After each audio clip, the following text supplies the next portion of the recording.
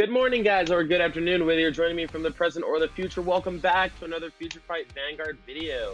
I haven't made a video in about a week and a couple days, maybe a week and one day, I'm pretty sure. I think the last time I made a video was on the 23rd. The reasons for that being that my play partner that I was helping me make Future Fights, his computer broke down, and then we had MomoCon in Atlanta, for those of you who know about that. So I was dealing with that for 1 or 2 days. And yeah, but I'm back now. I will be leaving a poll on the video, seeing if you guys want me to continue doing my future fights the way that I'm doing them, or maybe do them a little bit differently. I could either kind of spam make them and release them as fast as possible, or make one a day, or just try to make them at my leisure, with other stuff in between. And I'll leave a poll somewhere around here in the video so that you guys can let me know what would be most efficient for you, because I've gotten the feedback that some people don't like a lot of videos at once, or maybe once a day works for you, so you can wake up every day and watch it. Whatever works for you, I'll leave a bunch of options in the poll down below, and you guys can let me know about that. But Area has updated to Cardfight Area 3.0, so it has all the standard stuff now. So once we get caught up, we will be doing standard. A lot of you have been asking me about that. I figured that this is the video that most of you will watch, because I usually get a lot of views on my videos that have to do with Luard because of my Luard tops, stuff like that. But yeah, Area has updated, so we will probably be doing both standard and premium videos on the channel. I have not decided. It really depends on how premium and standard go from here. In my prediction, I'm pretty sure standard will just completely outclass premium as far as popularity, because a lot of people are not liking all of the little combos and things that you can do in premium, and they think that it's really unfair. So a lot of people that I know won't be playing premium. I personally will still be playing both, because I just enjoy the game a lot. So I won't be super salty if something happens to me that has to do with premium and standard combination cards. But for some other people, that is not their thing. So a lot of people I know won't be playing premium, but almost everyone I know will be playing standard. So I think that standard will be a lot more popular than premium. Therefore, there will probably be a lot more standard videos than premium, unless something interesting comes up. But I will also come to you guys in the future and ask you guys what you would like to see more, whether that be standard or premium videos. But back to the future fight, the task at hand. Let's get right into the G-BT14 Luard deck. So we are in G-BT14. We are very, very close to catching up. We just have to end out the end of G-BT14 and then do the Bermuda set, and then we are basically in standard / premium format. But then we will be able to talk about the standard cards and stuff like that. I will be going to a Cardfight demo caravan tomorrow at one of 2 of my local stores. I haven't decided which one I'm going to yet, because one's having a tournament and one is not, but one has more people coming to it, which is the one that's not having the tournament. It's kind of weird, but I'm still deciding on which one I want to go to. But I will definitely make a video tomorrow on the demo decks of the caravan, so you guys can look forward to that, as well as a future fight from me that will probably be on the next G-BT14 deck that we'll be covering. But let's get right into our our G3s in the deck, which are our grade 3s. We only run 5 in the deck, just because usually you run more grade 3s because you want to use them as a rear guard, option number 1, or option number 2, you want to use them as stride fodder, or you want to increase the consistency of riding them. In this deck, we really don't care about that. Both of our grade 3s allow us to stride for free, and they don't have rear guard skills at all that are useful. So they're just Vanguard only cards that allow us to stride for free. Therefore, we can get away with running less grade 3s to increase the consistency of our deck, add some more grade 1s, add some more grade 2s, and kind of just, get the job done as far as deck consistency. This is the Ritual Luard deck, so it is very highly reliant on grade 1s in the deck and grade 1s in the drop zone and stuff like that. So basically, you do want to have a high amount of grade 1s, and even some of our grade 2s count as grade 1s in the deck or in the drop zone. so we will go over that as well. This is our first grade 3 card, which is our new Luard, which is Dragfall Luard. For those of you who are wondering my personal opinion on this card, I like and I dislike this card. I wish that the first skill would have been made to have the option to retire one of your own rear guards, just like Shadow Paladins always do. And then if you do, you can call out 2 cards and retire your opponent's card. And then if you just have no cards on the board, then you can still counterboss 1 and call a card. And if that card has ritual, retire. But what they could have done, I just feel like they could have done a lot more with Dragfall. But maybe that's just me wanting it to be strong, me being biased. I don't really know. But the first skill of Dragfall Luard is Ritual Cross. So that's what the X means, is Ritual Cross. Basically, Ritual Cross is a new-ish mechanic. I guess I shouldn't say new-ish, it is a new mechanic, but it is within Ritual mechanics, so it's like just kind of like an extra addition onto Ritual that we already knew about. Ritual is basically how many grade 1s that you have in your drop zone, and then Ritual Cross usually has a condition for every 4 or every something grade 1s that you have in your drop zone as a set. So for example, if we had a Ritual Cross and it had an effect that said like for every 2 grade 1s in your drop zone you do something, then that would be a Ritual Cross ability. So I think you guys follow me there. But the Ritual Cross ability of Dragfall Luard is the cost of your stride or ultimate stride may be paid with Counterblast 4, and choose a normal unit from your drop zone and put it on the bottom of your deck. This cost is reduced by Counterblast 1 for each grade 1 in your drop zone, meaning that if you have at least 4 grade 1s in your drop zone, you can just choose to put back a normal unit and you can stride or ultimate stride for free. That is the most ideal way to do it. However, there will be some times where you cannot stride that efficiently in this deck, so maybe you only have 1 or 2 grade 1s in your drop zone. If you have 1 grade 1 in your drop zone, then you would need to counterblast 3 and put back a normal unit, which would probably be that 1 grade 1 to stride. If you have like 2 in your drop zone, then you would counterblast 2, put 1 back to stride. But like I said, like this deck can kind of be counterblast heavy, and you want to use your counterblast for other things besides the free stride, because you want it to be free except for putting a card back, which is not a real cost. So you want to efficiently work your way through the deck using that way. And if I have another card in my hand and I would have to stride inefficiently using the free stride skill, I just discard the stride fodder in my hand or the grade 3 in my hand to stride, because I'd rather not waste counterblasts. The on-stride ability of Dragfall Luard is when your G unit strides, you can counterboss 1. If you do, search your deck for up to 1 grade 1 or less card, call it to rearguard circle, and shuffle your deck. And if that unit has the ritual ability, then you choose one of your opponent's rearguards in the same column as that unit and you retire it. So basically, counterboss 1, we can call our any grade 1 card or less from our deck, so it doesn't have to be ritual.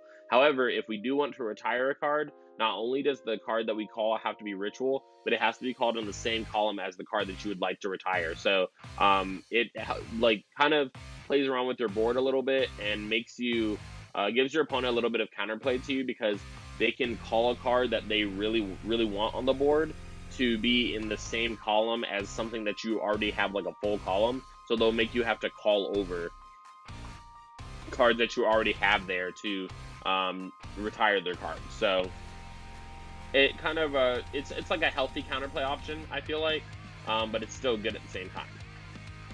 Then we have the old card, my favorite card. Honestly, I still ride this card sometimes out of just like, I like this card and its effects much better than Dragfall. I pretty much only go into Dragfall when I need to ultimate stride, but I do run 1 in this deck because this is focused on the new card, so we do want to ride Dragfall in this deck more often than not. But we do run 1 Dragheart Luard, which has 2 abilities. It has a first ability, which is Vanguard Ritual 3. Choose 2 normal units from your drop zone, put them on the bottom of your deck at the beginning of ride phase, and then you can stride without paying the cost. So you can free stride by putting any 2 normal units back as long as you have 3 grade 1s in your drop zone, which is cool. Then its on-stride skill is during your turn when your G unit strides, you can counterboss 1, retire 1 of your rear guards, and then you can search your deck for up to 2 grade 1 or less cards, call them to rearguard circle, shuffle your deck. So the only problem with the old Dragheart Luard that I wanted them to fix is that if you can't use the on-stride skill and you can't plus unless you already have a rearguard on the board. So if you're fighting Kagro or something like that and they clear your entire board before you have the chance to do anything about it. And then it comes to your turn, you won't be able to use the stride skill, which is a huge way that the old Luard deck used to get a lot of advantage. And that's kind of why I wish that they would have done something better with Dragfall Luard, because since you don't retire cards with Dragfall, that counterblast will always stick in a way. In like the old Luard deck, it didn't stick because you could have like an Abyssal Owl on the field. In this deck, you could have Beaklow on the field, and you could have just counterblast one, retire Abyssal Owl or Beaklow, and then the counter blast would be free because you would countercharge. And then in Beaklow's case, you would also get a Soul, which would be really good for the combos of this deck as well. But Dragfall doesn't retire a card, so, and your new strides don't retire as many cards as we did with like the Doom play, retiring 3 cards at once. And also a lot of the cards now have to be retired with the ritual ability, with a ritual ability card, so you can't even like use Doom, so they just like completely counterplayed that out the window. And I wish that they wouldn't have, just because this deck doesn't get as much advantage as the old Luard deck used to get, and I kind of dislike that. But moving on to our grade 2s, we have 4 Slaptail Dragon. Slaptail Dragon is one of our new cards. It's kind of like Morfessa in a way. Morfessa is just a grade 1 in the drop zone, but Slaptail is a grade 1 both in the deck and the drop zone, as long as we have a grade 4 Vanguard with Luard. So it has to be our turn, and we have to be on a stride for Slaptail to be considered a grade 1 in the deck or in the drop zone. However, Morfessa is just considered a grade 1 in the drop zone when your generation breaks. So they both have their strengths and weaknesses. Slaptail's other skill, its first skill, is when it's on the rearguard circle if you're Ritual 3. When your other rearguard is placed on, when your other unit, grade 1, is placed on rearguard circle, if you have a Vanguard with the Ritual ability, the unit that was placed and this unit get plus 3,000 until the end of the turn. So again, you have to have a Ritual ability card, so no more like, this is basically like a new type of Grosne card, but you just can't like spam the power as hard as you could with Grosne. I feel like they did that to stop the infinite loop, but I honestly feel like they should have just given us stronger things, because there's just things in this set that Luard can't naturally combat, like the Gear Chronicle Heritage taking an extra turn, Nubatama, we don't have as much hand advantage anymore, so them ripping cards out of our hand in this build actually really hurts a lot, and you guys will see that in the playtest games, but them ripping cards out of our hand hurts a lot. In Dark Irregular, just their combo, their guard restrict combo is just really hard to guard. So ultimately, and they didn't give us any cards to unlock our cards, like with Link Joker. Like, we don't have any ways to get around Link Joker still, so it's still just like, I feel like they should have gave us some better options with cards, at least like a crit that unflipped or unlocked or something like that. That would have been really, really amazing. It also would have kind of forced us in a way to run more crits than like the stand builds that we've been running, or like the Rainbow Trigger versions that we've been running. So yeah, I just wish that they would have gave us some better options. But again, Slaptail Dragon, to wrap it up, is kind of like a Grosne, but you have to have a Ritual Vanguard. You have to play just a grade 1, not a grade 1 or less. And then it gives 3k to itself and 3k to the card that's called, which combos off really well with Farmonch, because Farmonch will be 17k by itself if its other Ritual 5 skill is active. Then we have 3 Drag Wizard Morfessa. Drag Wizard Morfessa has 2 abilities. The first one is on the rearguard circle, Generation Break 1 and Ritual 3 requirement. When this unit attacks a Vanguard, until the end of the battle, this unit gets plus 5,000 power. And then it gets a skill that says when this unit's attack hits, you can counterblast 1, search your deck for up to 1 grade 1 card, call it to rearguard circle, and shuffle your deck.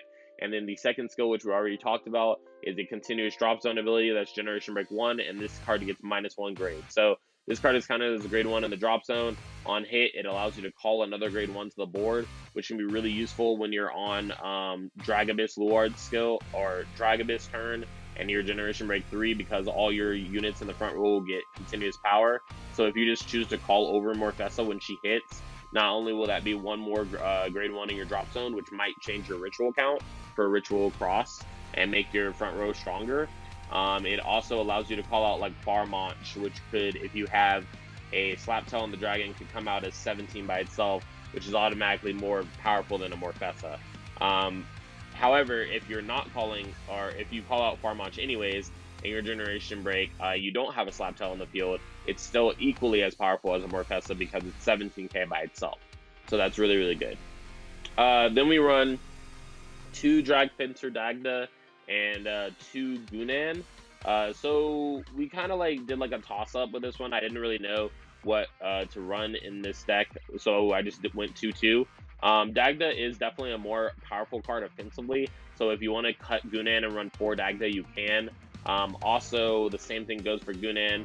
Gunan allows you like early game presence and early game hand advantage, so that's why we run 2 of them. We didn't like cut it out completely. So you can cut some more Festas or Slaptail or something like that if you want to add more Gunans as well. But I think that this is like a healthy balance because of you being able to return cards to your deck when you need them. So Dagda like gets better and better as the game goes later. So in a way of speaking, it gets better as the game goes later. So with your free stride skills, you can just return Dagdas if you're in your drop zone, so that you can eventually draw into them and get them back. So going over Drag Fencer Dagda's skill, it has a Generation Break 1 Ritual 5 Rearguard skill that says when this unit attacks a Vanguard, if you have a Vanguard with Luard in its name, we can counterblast 1, choose one of our grade 1 or less rearguards and retire it, and then we can search our deck for 2 grade 1 cards and call them to separate rearguard circles. So basically, Dagda allows us to second attack because we attack with a column, and then we swing with Dagda, we select the grade 1 in that column, kill it, and then we call over it with probably a Slaptail and a grade 1. Also, if you have Ojala on the field, usually I have it behind my Vanguard circle, which works out great because I don't have to retire it with Dagda, and it can stay safe from retiring in a way. It also pumps my Vanguard attack up by a straight up 10k boost. But if you have this on the field, you can put whatever you retired into the soul using its ability, and then if you call out a Dirad, you can, this is kind of like a sword breaker, so you can Soul Blast 1 and draw a card, and that's one of my favorite combos. It adds like a little defense because you get to draw a card while you're putting more pressure on your opponent and increasing your ritual count at the same time. Also, something to note with Dagda is if you check a stand trigger and you stand it, you will be able to use the ability again on attack. So getting a stand trigger in this deck is really like getting 2 extra attacks when you have Dagda on the field, and he's the one that you're restanding. Then we have 2 Drag Wizard Gunan. Gunan, like I said, is kind of like a old version of the Witch card. Forgetting the name of it, it's like the 3k Witch Grid 2 that allows you to discard a card in the early game, counterboss 1, draw 2. Gunan does the same thing, except the trade-off is that it's 9k base, and in order to make it 9k base, you have to discard a Ritual Grade 1. Which is not really a huge problem in this deck, as every card that we do run that's grade 1 has the ritual ability. So it's basically this counterboss 1, choose a grade 1 in this deck and discard it, and then you draw 2 cards. So not only fills up your drop zone with grade 1s like you really want to, but also gets you hand advantage in the early game, which can really help against some of those peskier matchups where you really need to defend in the early game, like Domination, Gear Chronicle, etc. Then we have, for our PGs going into the grade 1s, 4 Drag Saber Ezra's. I'm pretty sure this will always be the go-to PG for Shadow Paladin. It's just so good as a Sentinel. It's so free as well. Like, there's really no downsides to this card, in my opinion.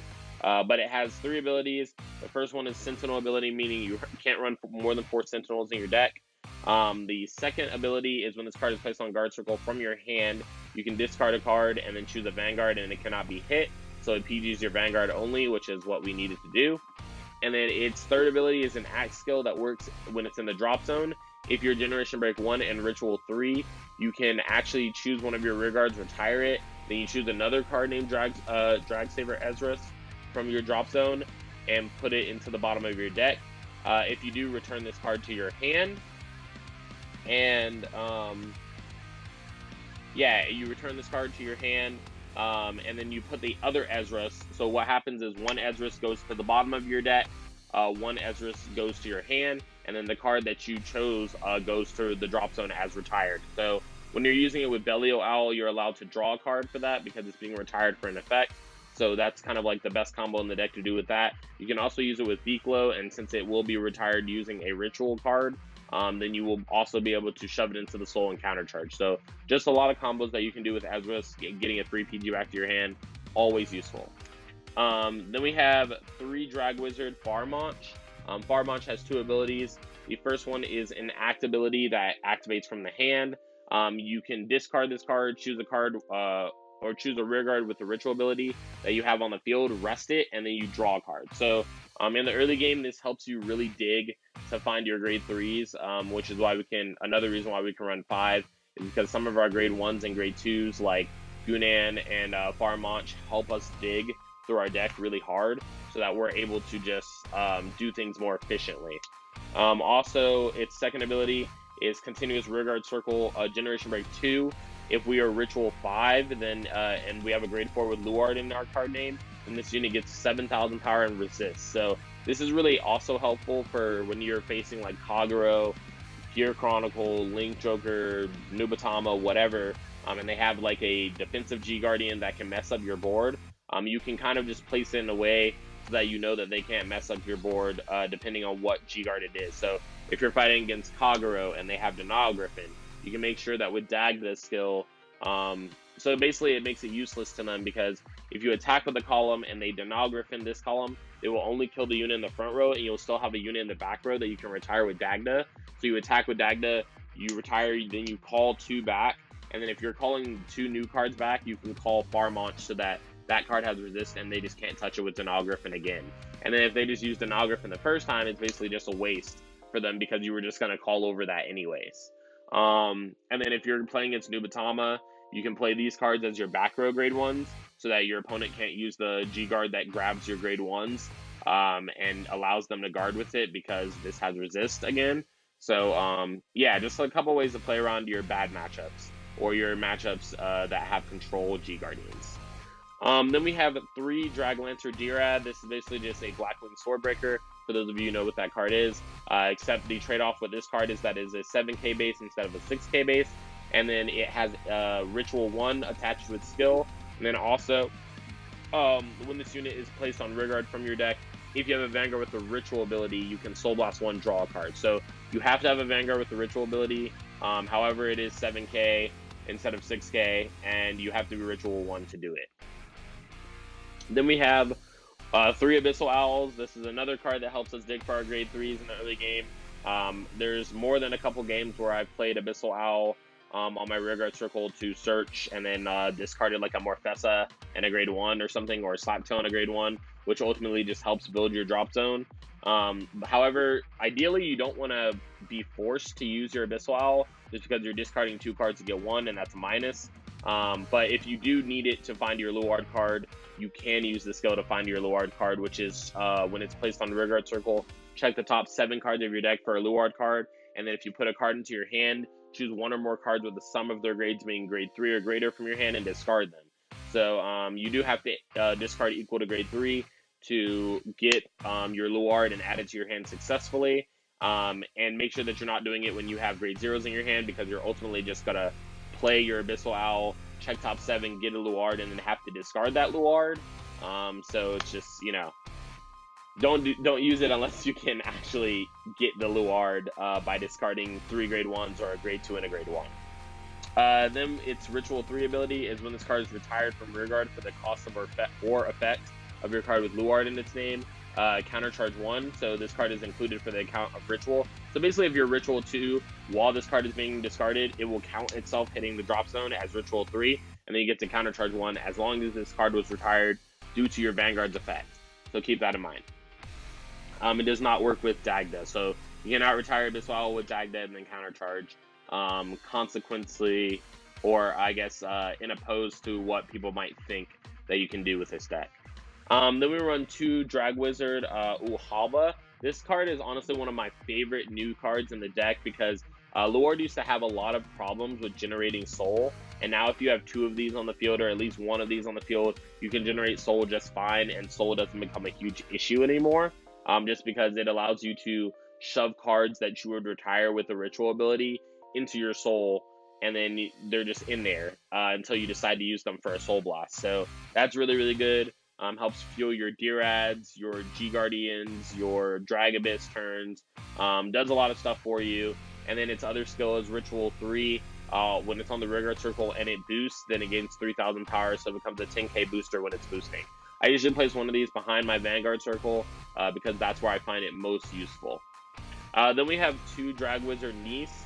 Drag Wizard Niece has 2 abilities. The first one is Ritual 3. When it's placed on rearguard from the deck, it gets 2,000 power, so it turns into a 9k base when it's called from the deck and your Ritual 3. The second ability is Rearguard Skill Generation Break 1, Counterblast 1, and choose one of your rearguards in the same column as this unit and retire it at the end of the battle, and then you draw a card. So basically my favorite combo with Niece is to use it with Abyssal or with Abyssal Owl. You can make if you call it from the deck, you can make it a 13k column. If you have, you know, Dragabus Luard on the field, and it's Ritual 3, maybe that'll be plus 10,000 or plus 20,000.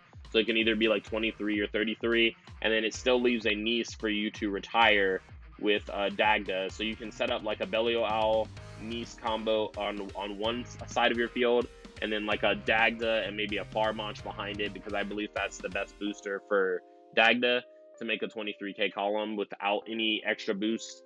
And then you can retire Niece and call 2 grade 1s, and that should be like a Slaptail and maybe a Deerad if you have a Ojala behind your Vanguard circle. So you can plus a lot in this deck still, you just can't plus as much as old Luard did.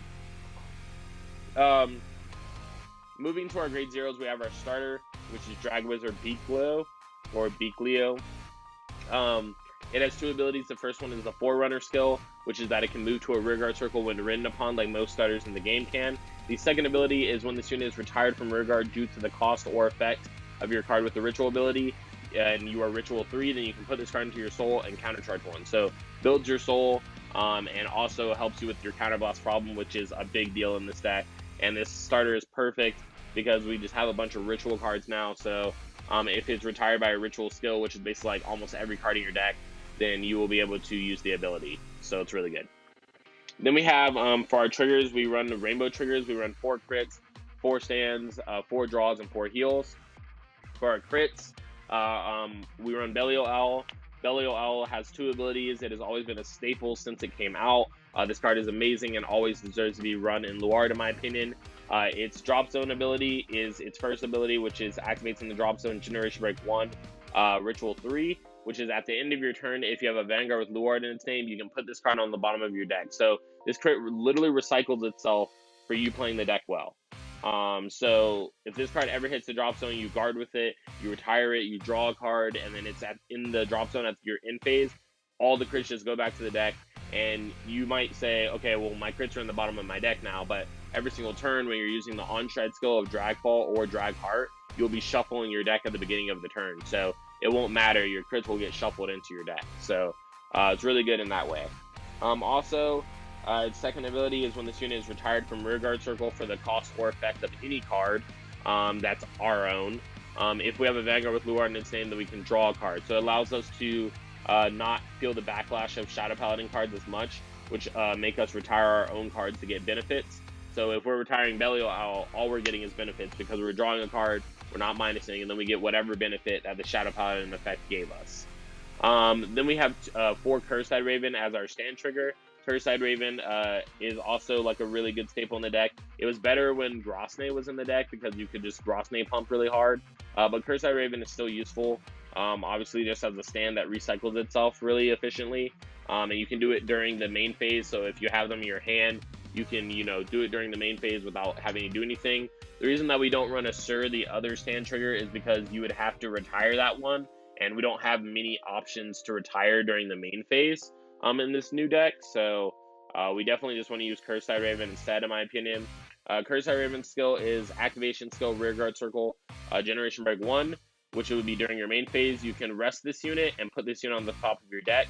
Then you shuffle your deck and you look at the top 2 cards from the deck, and you can choose to call up to 2 cards from among them to open rearguard circle as rest, and then put the rest of the cards on the bottom of your deck in any order, and at the end of the turn, retire the units called with this effect. So you can call cards like, it's best if you get Abyssal Owls off of it, honestly, in this deck, because whether you choose to retire the Abyssal Owls or they retire at the end by Cursed Raven, you'll be able to draw a card, and then if they are in the drop zone at the end phase, you can still just put them back. So if you get a Abyssal Owl off of Cursed Raven at the end phase, what would happen is Abyssal Owl would die, you would draw a card because it died from an effect, and then you would put Burial Owl back to the bottom because it's still Ritual 3 and it's still your end phase, so you can still put it back.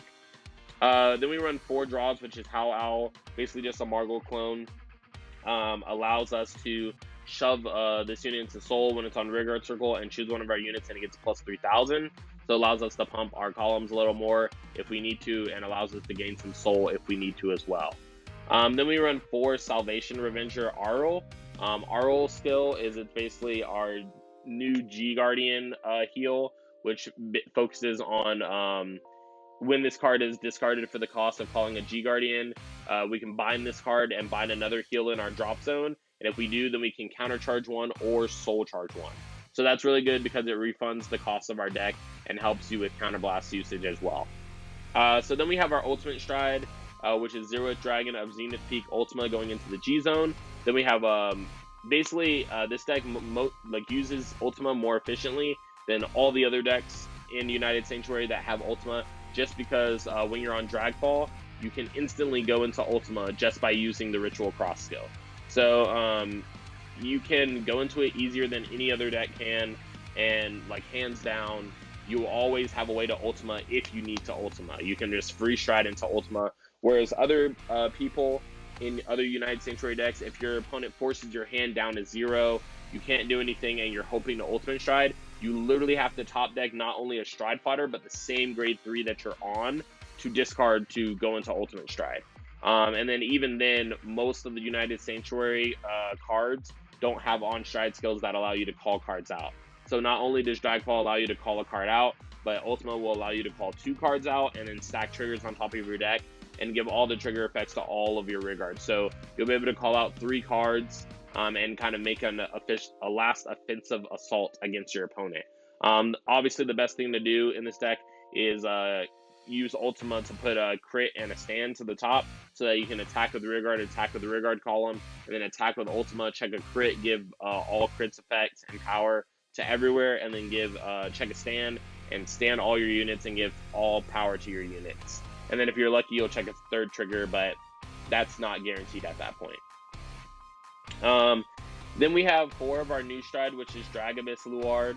Dragabyss Luard has 2 abilities. The first one is an axe skill that is once per turn, says Soul Blast 1, and flip a Dragabyss Luard face up in your G zone and choose a rearguard and retire it. Then you can search your deck for up to 2 grade 1 cards, call them to rearguard circle, shuffle your deck, and if the 2 units have the ritual ability, then you can choose one of your opponent's rearguards and retire it. So this adds a little more control aspect to a Luard. Obviously, I wish that it retired more than 1 card, but honestly, sometimes you're in such a bad situation that you only want to retire 1 card, so it's kind of like a double-edged sword on how I would like the effect to be. But it is really good. I mostly only use the first effect the first time that I stride it.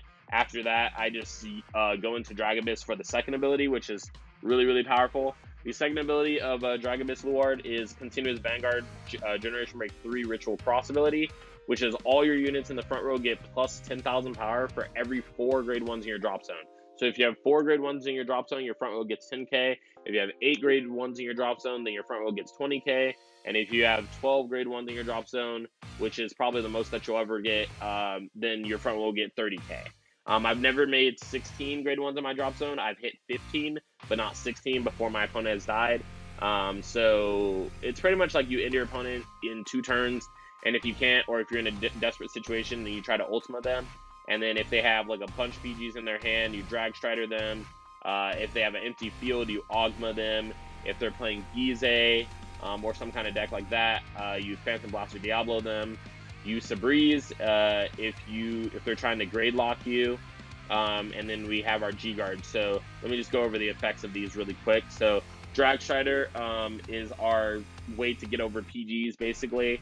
The skill is when this unit attacks, if you're Generation Break 2 and Ritual 7, then you choose 2 of your cards and retire them. Then you can choose any number of your cards from your hand, retire them, and for every card, discard them. And for every card discarded, this card gets 3,000 power. And then if you discarded 2 or more cards until the end of the battle, this unit gets +1 crit, +1 drive, and your opponent cannot call grade 1 or greater cards from hand to guard circle. So a lot of times, when my opponent has a lot of PGs in their hand, instead of going into Dragabyss where I know they can survive, sometimes I just go into Drag Strider because some people can't make G Guardians that big depending on what clan they're playing. And sometimes Drag Strider will just straight up kill them, because if they're at 5, an extra crit on Drag Strider pretty much ensures that they're going to die, because they probably will not check double heal. If they do, then they're just super blessed, and you're probably going to lose anyways, because they would double heal out of your Drag Abyss turn as well. So then we have Drag Ranger Ogma. Its Ritual 5 ability is Act, Counterblast 1, Soul Blast 1, and choose a face down card from your G-Zone, turn it face up. Choose up to 5 of your grade 1 rear guards and retire them. And for each rear guard retired by this effect, your opponent chooses a card from their hand or rear guard and puts them to the drop zone. And if a total of 3 or more rear guards were put into the drop zone by both fighters, then you can draw a card. So basically, we only use this card when my opponent has an empty board, because it makes them discard 5 if we are able to get rid of 5. So we basically just run it as a backup option. Like, let's say that we're fighting against Pale Moon, and our Pale Moon opponent has 9 cards in their hand. Well, that's pretty threatening if they're at 5 damage, and they can probably guard us and live. But if we use Drag Ranger Ogma and we like get rid of 5 of our grade 1s and we make them discard 5, as long as we're able to play columns after that, our opponent probably can't survive with just 4 cards in their hand, like a full power turn with Dagda and all that stuff. Because they would literally have to use 1 card from their hand for each attack, because they would have 4 cards. It would be 4 attacks, and then God forbid you hit a stand trigger, and then it's impossible for them to guard it. So yeah, keep that in mind. And then we have 2 Dark Dragon Phantom Blaster Diablo. Phantom Blaster Diablo regained its spot in this deck due to the Gize decks and their popularity. You have to have a way to get around Gize, and you don't really have one in this deck that's efficient and powerful, and Gize just straight up dies to this card. So the way that Diablo works is during your main phase, you can counterblast 1 and choose a Phantom Blaster Diablo from your G-Zone, turn it face up. If the number of face-up cards in your G-Zone is 2 or more, then this unit gets plus 10,000 in the critical. And then it gets a skill that says Vanguard Circle. When this unit attacks a Vanguard, choose 3 of your rear guards and retire them. If you do, then your opponent has to choose 2 of their rear guards and retire them. And if he or she does not retire 2 rear guards, then your opponent cannot guard with cards from their hand, like to the guard circle for the rest of that battle. So basically what happens is Gize binds all the cards in your G-Zone, so your opponent can't G-Guard, which was previously the only way to get around Phantom Blaster Diablo, except by abiding by its skill. So if you use this card against Gize, not only will this card automatically be able to hit Gize, because it'll be 36k by itself, your opponent, if you retire 3, will have to retire 2, and if they're on Gize, they'll have the 0 dragons on their board, which can't be retired. Which means that automatically they will just be forced to eat this attack with a crit. And most of the time when you're fighting a Gize opponent, they're already at 4 or 5 damage when they're about to Gize you. So you can just Phantom Blaster Diablo them as a response, and then they probably just die automatically. Some reasons, like I said before, is if your opponent wants to grade lock themselves against you. And then our G-Guardians, we have 5 of them. Our first one is Witch Queen of Iniquity, Irwald. So Irwald, what it does is when it's placed on the guard circle, it generation flips. So if you're Generation Break 1, you can flip a G-Guard from your G-Zone face up to use its ability. And then if you do, you choose up to 2 grade 1 cards or less and then move them in the guard circle. And if you do, you draw a card. So this card is like really good in my opinion, and every Luard player should at least be running one of this card, in my opinion, because it does save you from some scenarios. Like, let's say that you only have 2 useless grade 1s on your field that you don't even want there anyways, and you can just use them to guard and draw a card. And like, what if I told you that would help you survive against like Nubatama, or like, you know, just get you that 1 extra card that might be a G-Guard, a 10k, a PG, or like just some way for you to like add some longevity to your defensive turns. Well, like, this card helps you survive Nubatama very well, because Nubatama forces you to play cards to your field, so you can actually strategically play grade 1s to your field and then plan to use this G-Guard to guard some of the dominated attacks and draw some cards. Then we have 2 Dark Dragon, Dark Veil Dragon. This card is basically a plot maker, but it's a ritual cross plot maker in a way.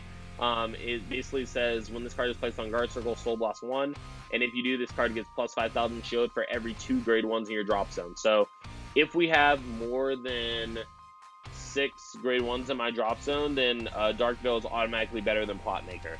However, if we have anything less than 6, then it is equal then or worse than Plot Maker. So we do run 1 Plot Maker, which is Ritual 3 ability. This card gets 10,000 shield on the guard circle. Pretty simplistic. Becomes a 36k shield if you're Ritual 3. And then this is our G-Guard that we usually use first to G-Guard because we want to fill our drop zone really heavily with grade 1s from right off the bat. So this is Drag Wiser Bronarch. Bronarch's skill is when it's placed on the guard circle, reveal 5 cards from the top of your deck, call all of the grade 1s from among them indiscriminately to guard circle, and then you put the rest on the bottom of your deck. So basically, you don't get a choice. If you use this card, you reveal the top cards of your deck, all the grade 1s from there, PG, not PG. If they're a grade 1 at all, they go to your guard circle, they help you guard, and then they go to the drop zone at the end of the battle, and the cards, the other cards that weren't grade 1 get put back to the bottom of your deck. So it's kind of like a quintet wall, but not. And I really like it in that way because it just allows you to fill your drop zone with grade 1s, and you don't have to lose triggers by doing that G-Guards effect or anything wild like that. But let's open up our Cardfight area here again so that we can review some of the games that we played. So our Cardfight area is opening right now. And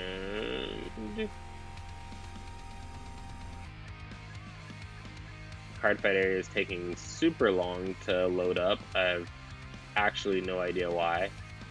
Okay, there it is. So we're gonna go over our Luard game 1.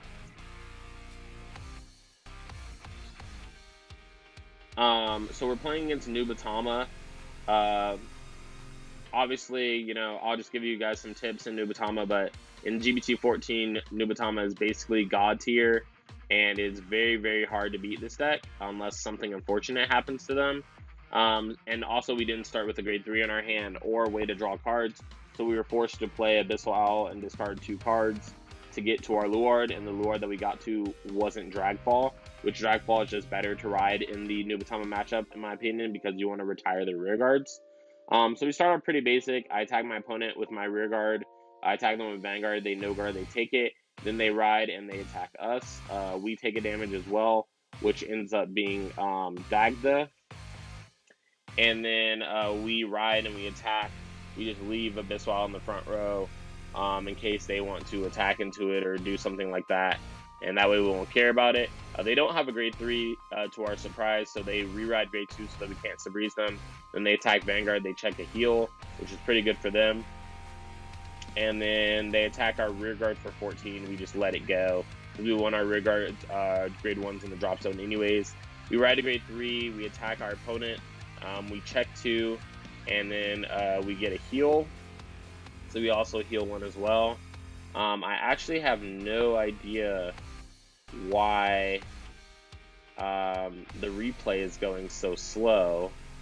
It's supposed to be going faster than this. Let's see if we can actually get it moving a bit faster. We're gonna quit this. And then we're gonna try to open up our Cardfight area one more time. Cardfight area is like very weird in the way that like I don't know what it bases itself off of when it decides if it's gonna move fast, slow, what have you. I'm also gonna get up for a moment so I can plug my laptop in so my computer doesn't die during the video.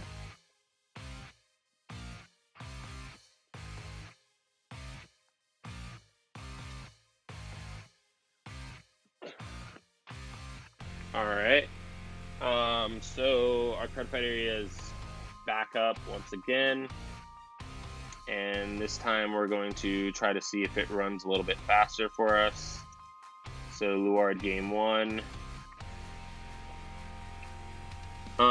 So I guess this seems to be a bit faster. Not really. So we're just going through the same motions as before. I ride, look at top 7. I get my Luard card. I put the top 7 back. I shuffle, and then I discard Morfessa and my Durad. I attack for 7, which my opponent guards with a 10k, which is cool. And then we attack for 12, and then my opponent takes a damage, which is a crit. They give power to Vanguard, and they ride on their next turn and attack us. We take it, no trigger. Then we ride Slaptail, then we attack, because we don't want to play any additional cards for him to take advantage of us when he rides the grade 3, which I thought he was going to do here. But he actually re-rides the grade 2 because he doesn't have it. He heals, so he's pretty lucky there. And then he attacks our rear guard for 14, and we just let it go. Then we ride Drag Heart Luard, and then we just attack. Like I said, you don't want to give them any other extra cards to use with Dominate. So actually, the attack that I just landed, he actually heals out of. So that was pretty unfortunate for me. But then he G-assists, and he can only get Morishige, which is a card that's only useful on the rear guard circle anyways. So that is unfortunate for him. But also something that we needed, because that's kind of like, in a way, like evens us out with playing against Nubatama if something unfortunate happens to them, because that deck's just so broken. It's like really hard for the Nubatama player to lose. But he chooses not to ride, which might have been a safe thing to do. However, I'm able to just take damage so that I can Sabreeze and do my turn almost as effectively as I would have if I would have just strode. So however, he was able to search out a Shiranui, so maybe it was worth for him. We counterboss 2, we discard a Nice, and we go into Sabreeze. We use the on-stride skill of Luard to counterboss 1, retire Beaklo, and call 2 cards. And then use Beaklo skill, shove it into the Soul, countercharge 1. Both of our grade 1s that we called, which are Ojala, go up to 10,000 power because they are going to be boosting. So, and I am Ritual 3. So we use the skill of Gunan to discard grade 1, draw 2 cards, and we draw 2 crits, which was awful, an awful feeling, because I could have just double crit him right there, which sucked. But so we attack for 19, and I'm explaining to him that we did countercharge using Beaklo, and we just used a bunch of skills. He just didn't see the countercharge. So then we can attack with Ojala, and then we drive check 3 cards. First one is Abyssal Owls, second one is a crit. So we do still get 1 crit out of that, just not double crit. And then our opponent is forced to take 2 damage. So out of the 2 damage that he takes, 1 is another heal.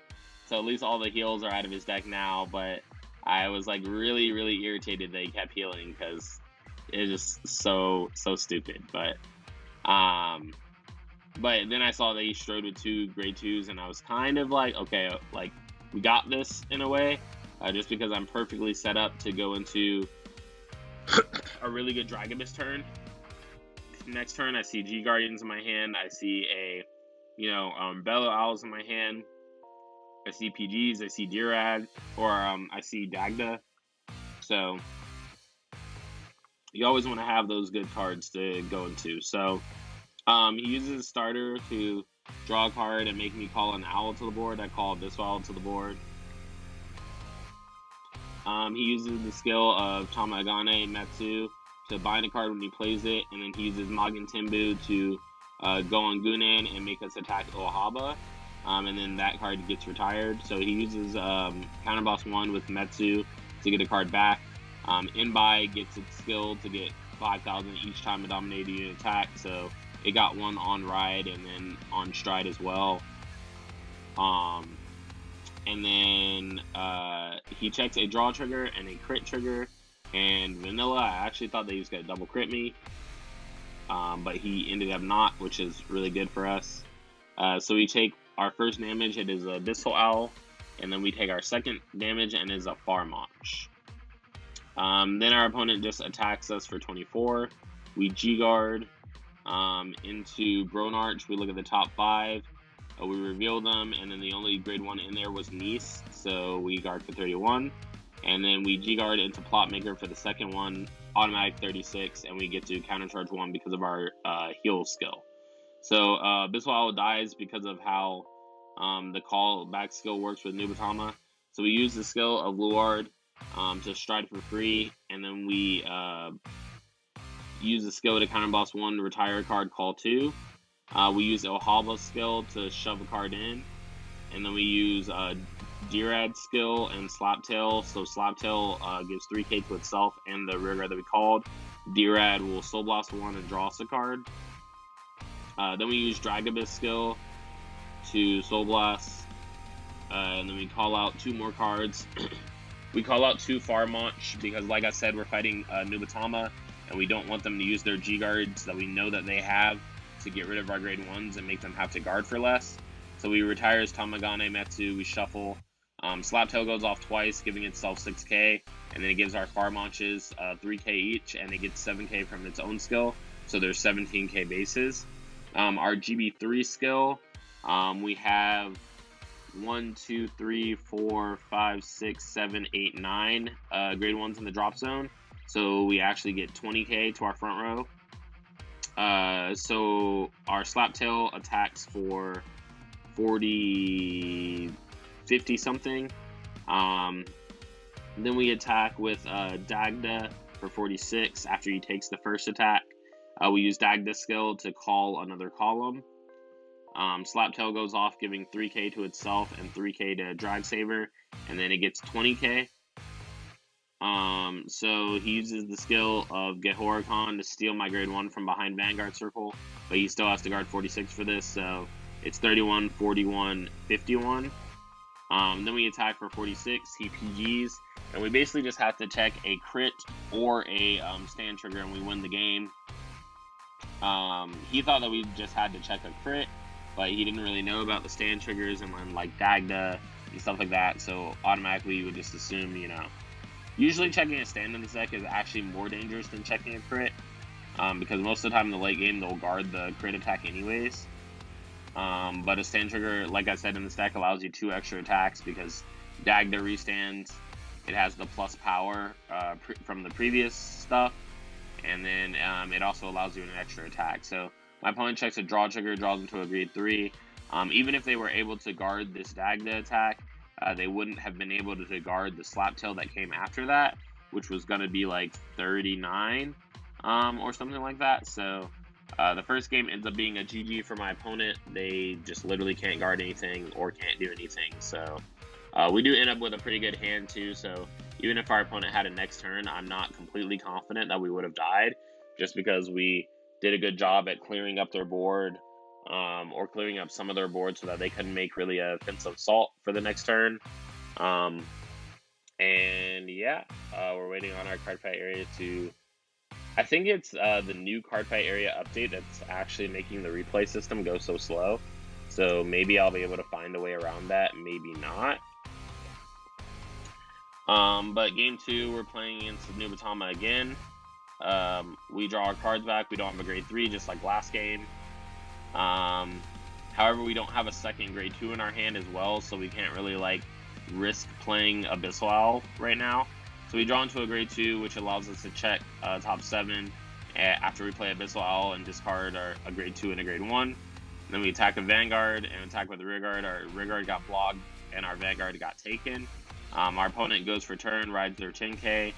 We take the damage. It is a heal trigger, so we do heal the damage. We get power to Vanguard, so that they're forced to attack into our rear guard, and we guard. We attack for 16. We check 2 cards, hoping that one would be a trigger so our Abyssal Owl could hit and do something, but it is not. So we pass over to our opponent, and they ride Zanki, use the skill to make us call Slaptail to the board.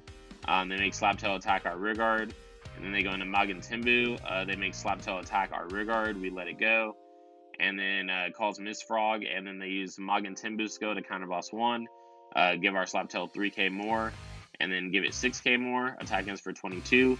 So we take a damage, and then Slaptail will kill itself. And then they attack us for 26. So first check is a critical trigger, crit to Vanguard, power to rear guard.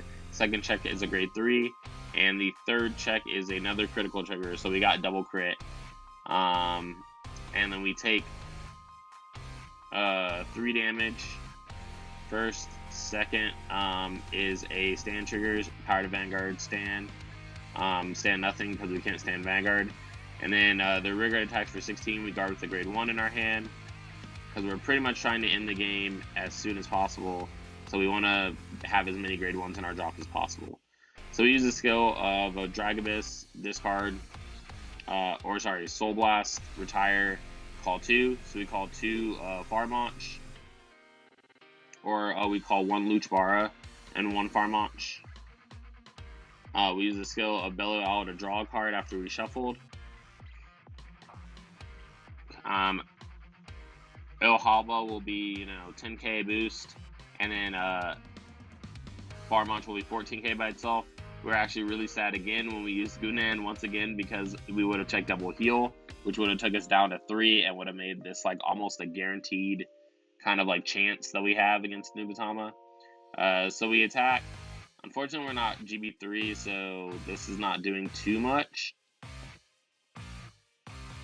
But we are able to Soul Blast with Ojala, and Soul Charge with Ojala, Soul Blast with Deerad and draw a card, and then Slaptail is able to make that column 22.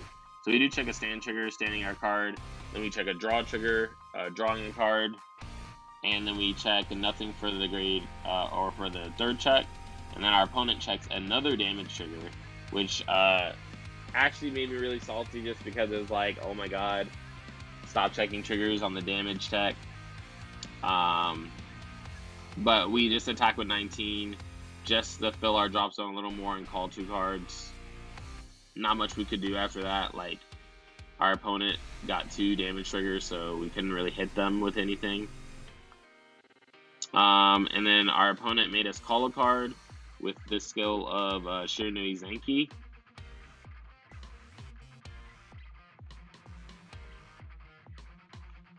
So we call over it with a grade 2, just so that if we need to, we can intercept.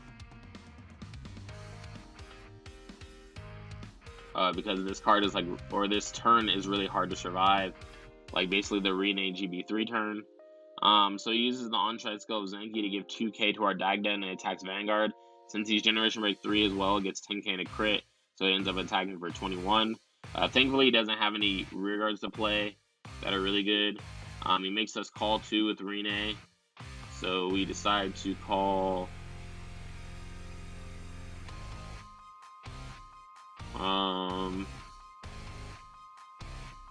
we decide to call Gunan, and over Farmonch, we call Dagda, we call Nice, just because we were intending on using the heal trigger skill anyways. So we get attacked for 22, we use Bronarch skill, check top 5, reveal top 5, and only a PG goes to our drop zone from that. Then we get attacked for 24, and we use the skill to G-Guard.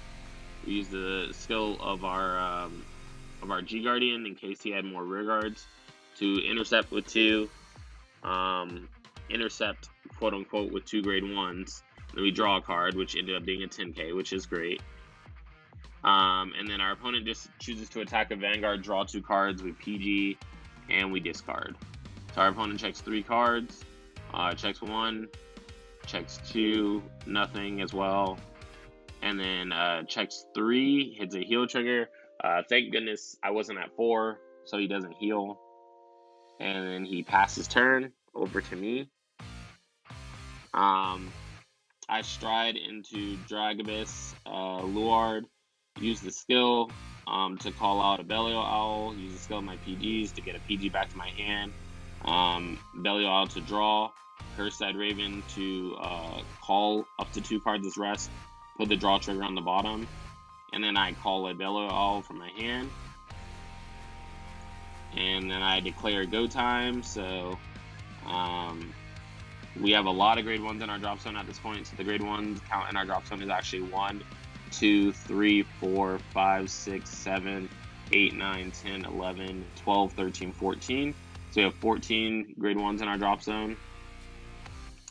So our front row gets 30,000. So we attack for 43.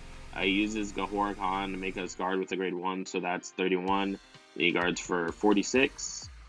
Then we attack with Dagda. We use the skill to counterboss 1, retire Abyssal Owl, call 2 cards. we call a Farmach and a Ezra's because it was like the two only grade 1s that we had left. And then we draw a card for Abyssal Owl retiring, and then our opponent takes it. It's 39. Then we attack a Vanguard for 56. Our opponent PGs. We check a critical trigger, put all the rear guard. A grade 2.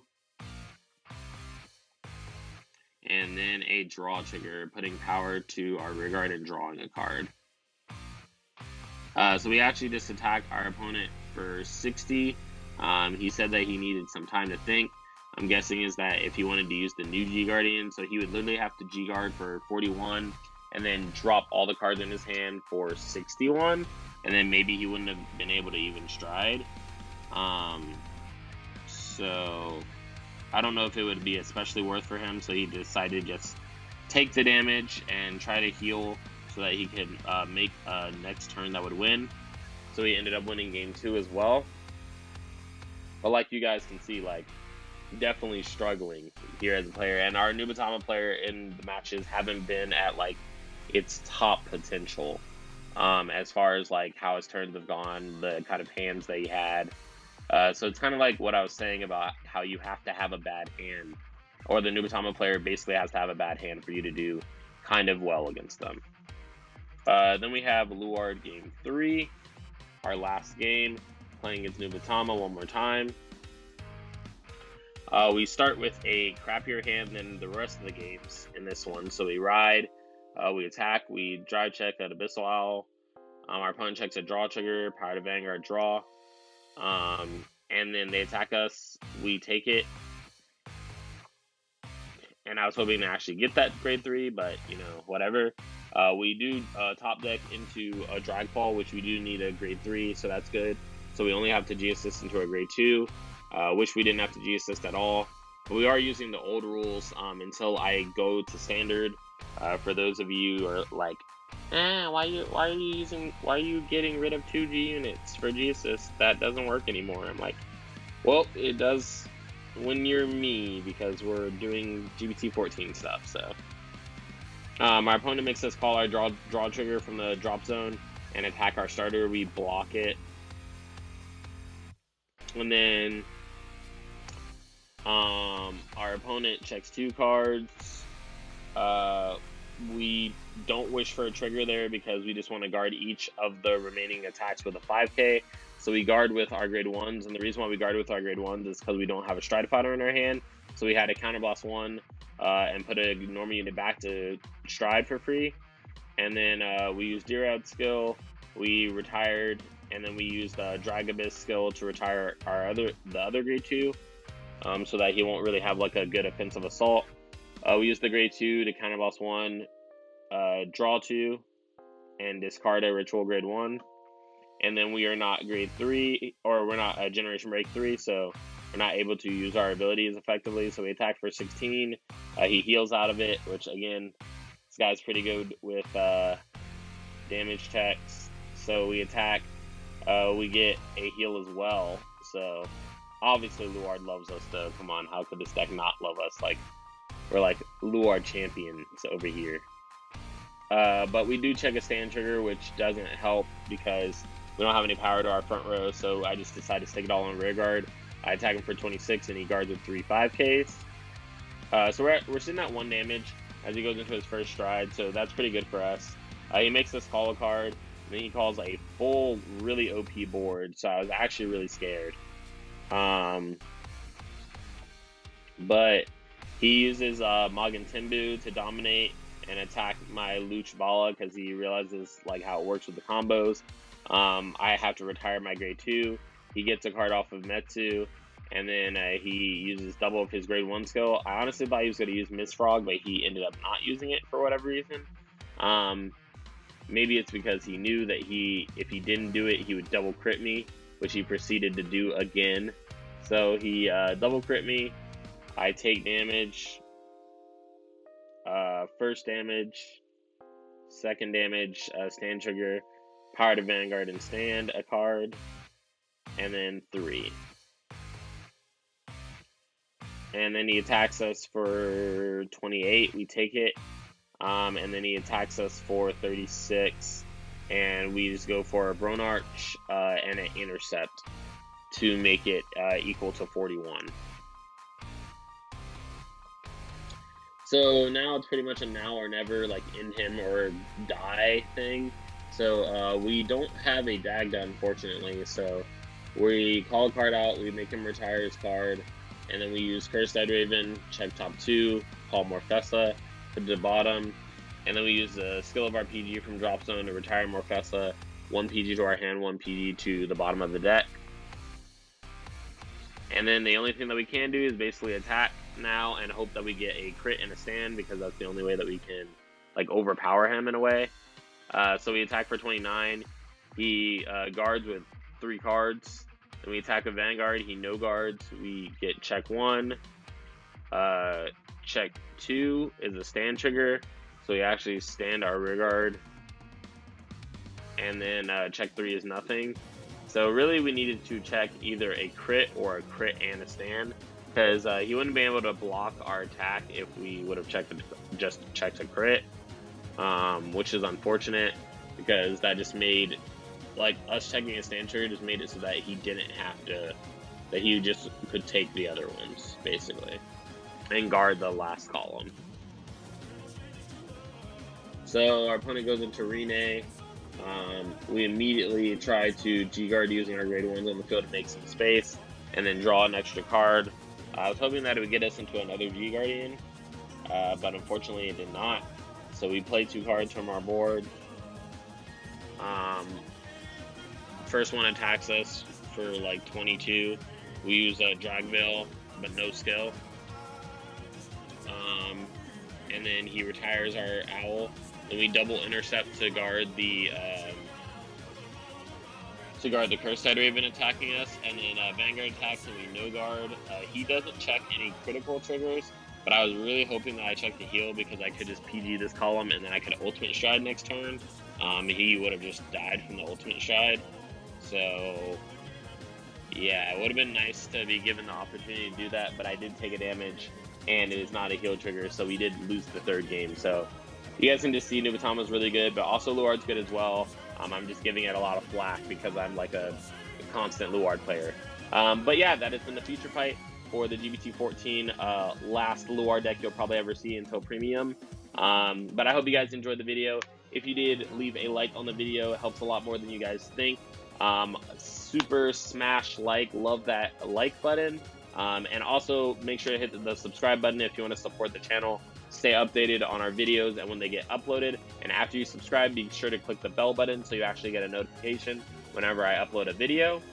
In the description down below contains our social medias, which are Facebook, Instagram, and Twitter, so you can follow us on those. And then if you're interested in supporting the channel a little more beyond liking and subscribing, then you can check out those options as well, which would be our merch store and our Patreon down in the comments below. But with that being said, this has been Josh from Cardfight Empire, and I'll see you guys on the next video. Don't forget to vote on the poll. Peace, guys.